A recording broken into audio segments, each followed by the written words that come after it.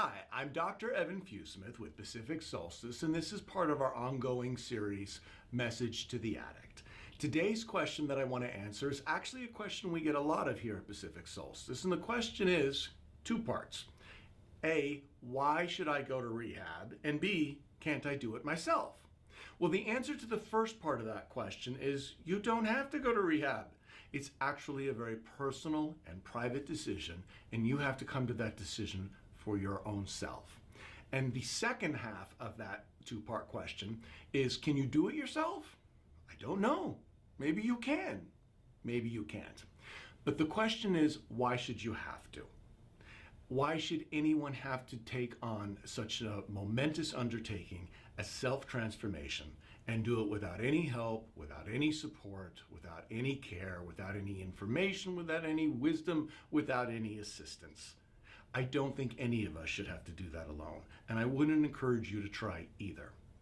Another very important reason that one might want to go to rehab is something that we call comorbidity. Now, comorbidity is just a fancy pants therapist way of saying that there's more than one issue going on at the same time. Another word for this that you may be familiar with is dual diagnosis. Now, dual diagnosis means that you're not just suffering from addiction, but you may also be dealing with other issues, whether they be physiological or emotional or psychological, or in my case, all three. If that in fact is the case, then it is essential that you be assessed and diagnosed from a licensed mental health professional. Now, some of these issues are pre-existing, meaning that you have them before you started using drugs or alcohol, and some of these issues developed as a result of your addiction. Being an addict is not an easy thing. And there's a whole host of different issues that clients may be suffering with, whether it's a mood disorder or it's an anxiety disorder or some form of trauma or PTSD, insomniism. There's a whole host of things that can happen to any of us poor human beings.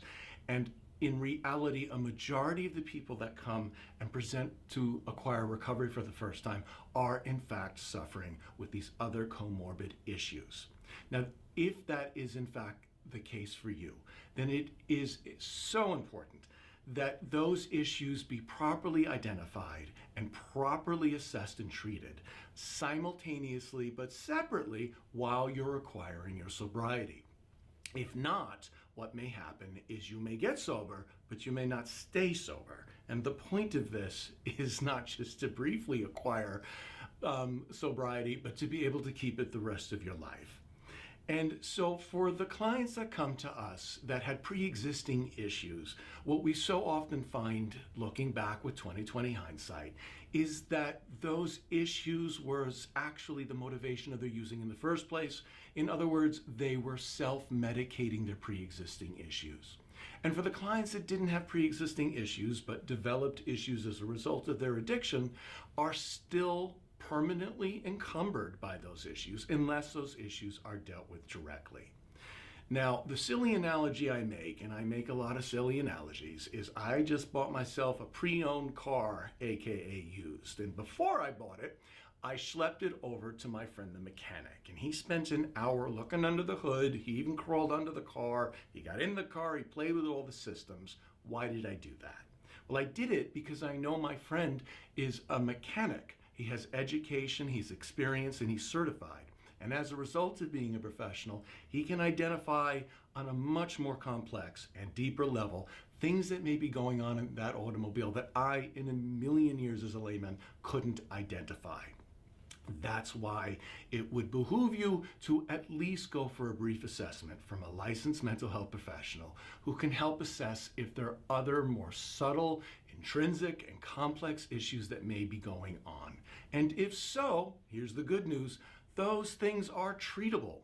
There are interventions and theoretical orientations and research and history and a whole toolkit or repertoire of different things that work for different people.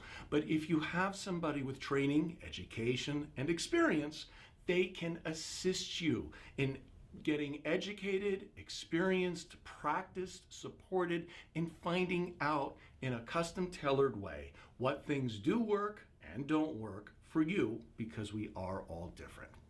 So, in a nutshell, the reason that you might consider going to a rehab is A, because you deserve it, and B, you shouldn't have to do it alone, and C, you have a professional assist you.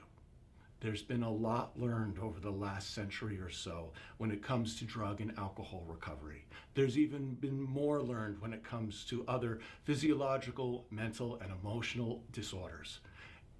Don't steel yourself from having that accumulated wisdom and expertise assist you in your own recovery and your own transformation. And so that's why I think you should at least consider giving yourself the gift of rehab. Thank you very much. If you have any other questions, just give us a call at Pacific Solstice.